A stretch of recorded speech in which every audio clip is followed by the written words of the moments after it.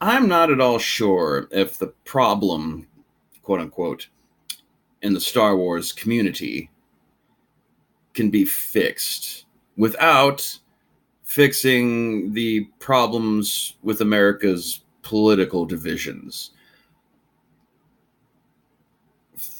Both sides have kind of, not purely, there's a lot of crossover, but that's kind of been the case with YouTube communities in particular. But both sides seem to kind of align fairly well along, the classic left-right equations as to who's on the side of Lucasfilm and on who's on the side of tear it all down with pitchforks. And as long as these two factions are so emotionally opposed to each other, and now that it's been actualized within Star Wars by people at Lucasfilm, I do kind of blame them for them starting this. They could have had their cake and eaten it too when it comes to diversity. I myself am a creature of the left, but I enjoy the right for what they're good at, and I believe there's actually a place for both philosophies as long as they're just used appropriately and in the right times and circumstances. Anyway,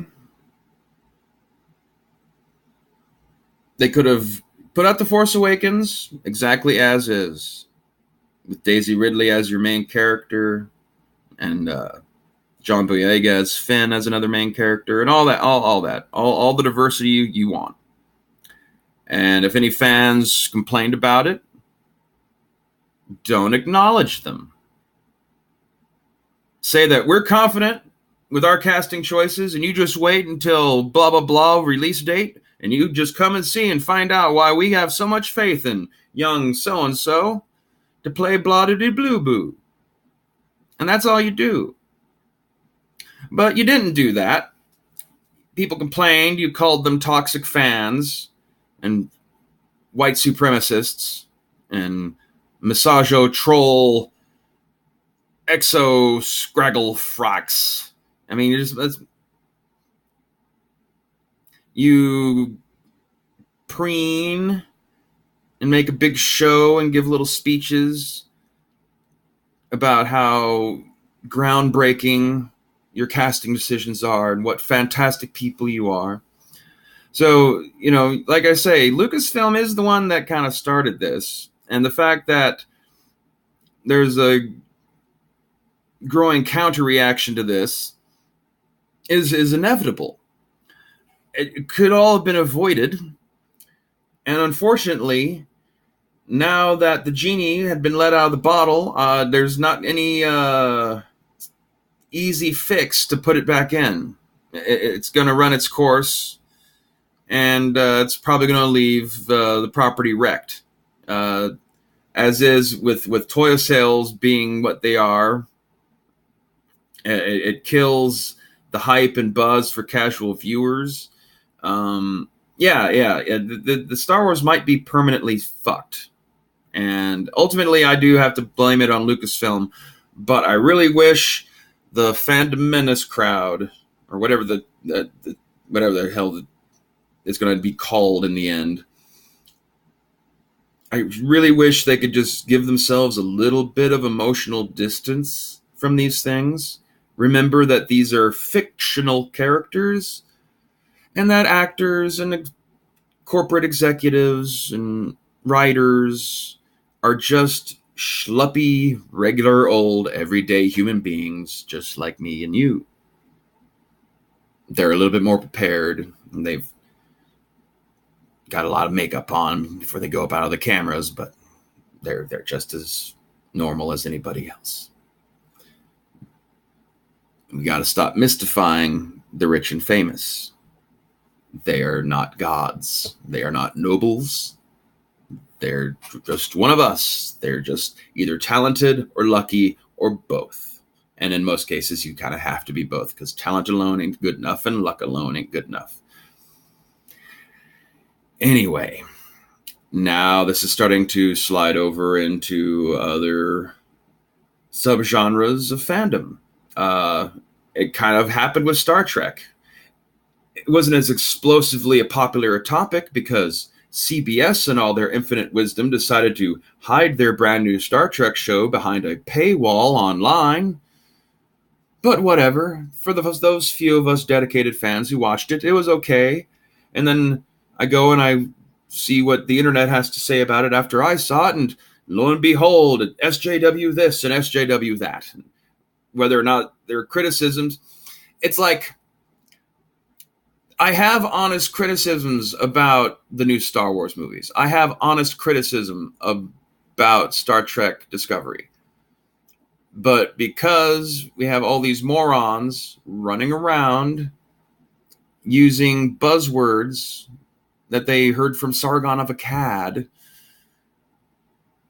it makes it harder for me to ever be able to get anyone to take what I have to say seriously. Especially since I'm still getting used to talking to myself in a room with a computer listening to me, which is what this feels like. And so, yes, I stammer a lot because this is dorky as hell. But anyway, on with the show.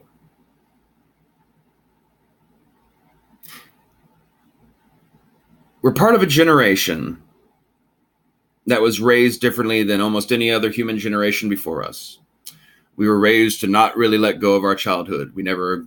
Most of us, and we consider it the unfortunate amongst us who did have to go through that sort of thing, most of us did not have to have a hard break around the age of 14 or 15 where it's like you're expected to drop all your childhood shit and get the fucking work and don't look back.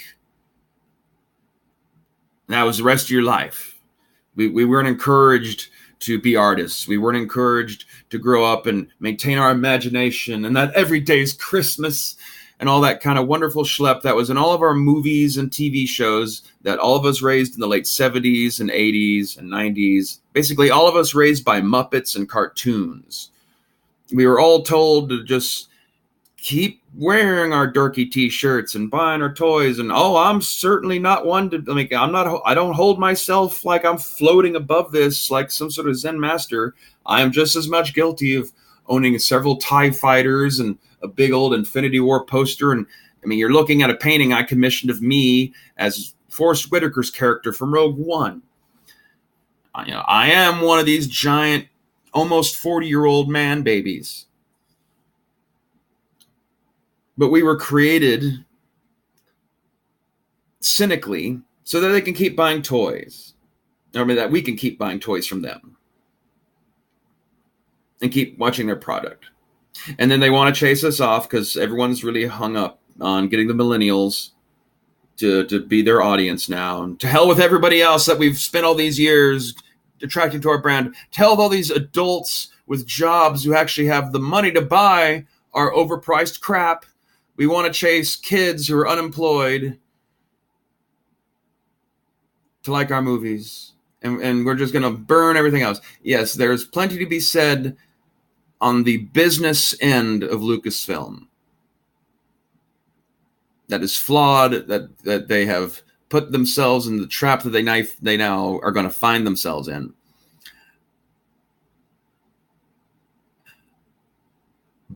But in an honorable combat, when your foe is reeling, taking a blow, is rocked back, is on their heels, taking a knee, is it honorable to just keep bludgeoning them to death? Or do we want Star Wars to be fixed? Or are we going to just destroy it utterly? The videos I'm seeing from Geeks and Gamers and Worldclassbullshitters are a little over the top. I feel like Comic Artist Pro Secrets is pulling back. At least he wants to, but his audience jumps his shit anytime he says that he likes something about something he hears about Star Wars now. This has become factional. And until we can fix the political atmosphere in this country, I don't think it can be fixed in the Star Wars community since it's been intruded into it. And now it seems to be spreading. I mean, the Anti-Trekker was talking about it earlier this morning, and I remember watching the Geeks and Gamers video about it at the time when it came out the day before, about the whole Brie Larson comment about white male critics And I'm on the anti-Trekker side. That had nothing to do with the MCU and trying to wedge this into making, the MCU is going to be SJW now. Yeah, that's possible, judging from what's happened to the comics. But as a business, they've played their cards more shrewdly in the movie world. So we can't make that judgment. It's way too early to make that kind of assessment. Captain Marvel is going to be a movie set in the 90s with a female lead. And the 90s was the time of the Spice Girls. So yeah, I'm going in expecting it to be filled to the gills with girl power messages. Just like Black Panther had a lot of, like black empowerment shit going on in it. And it's okay. It's okay, guys. There's enough room for everybody. We live in an infinite universe. You can have infinite things. You're not limited to just one. And a new one doesn't negate the old one. They all still exist. So please, for me, to all of you, you just chill the fuck out.